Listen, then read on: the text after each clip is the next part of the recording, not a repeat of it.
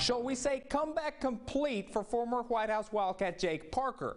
Patrick Mahomes' top target when they were in high school. Parker bounced around a few schools before going to work in the oil fields for almost 2 years.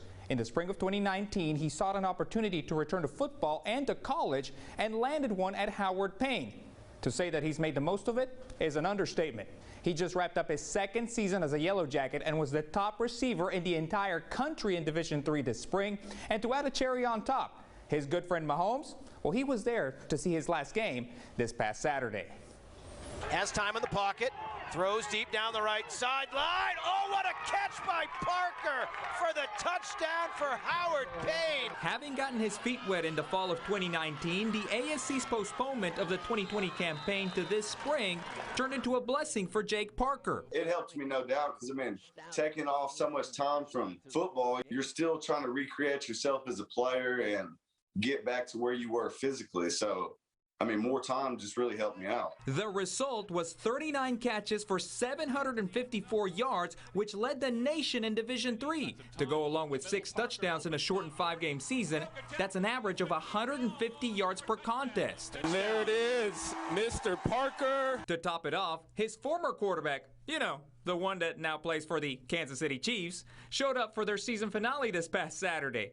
Escorting Patrick Mahomes were 2 of their other childhood friends, Coleman Patterson and Brennan McDaniel. That's pretty special for, you know, the best player in the NFL to come down to Brownwood, Texas to watch a Division III football game, man. It just shows a lot of him as a person, and you know, I really respect him for doing that. It was special that they came to watch me, which they thought it was my last game, but you know, I still got 10 more now. That's because thanks to the pandemic, he has the option to return in the fall for another senior year, and he wants to continue to play while starting grad school. For COVID to be, you know, how it was this year, and it's really became a positive for me, actually, and, you know, it just gave me a chance to actually get another season. So I just thought, you know, I came back to play football and get my degree, finish strong with the Yellow Jackets, and try to go win a conference championship. That also means more reps with his new East Texas quarterback, former Sabine star Landon McKinney, who turned out a tremendous freshman campaign, in part, Parker says, because they had extra time to build their chemistry. We got to basically go through a spring ball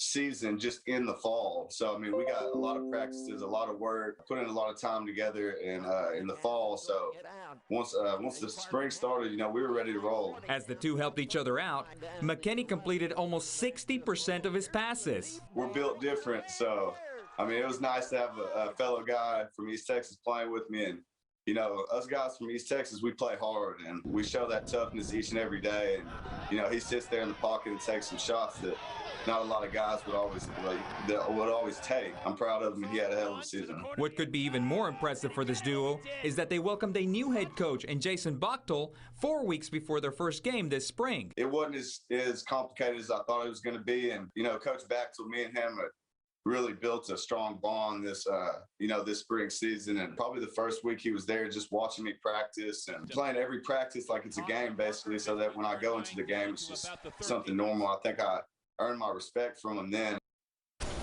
And Parker hopes that he will be able to improve his game enough to ultimately have a shot at some form of professional football.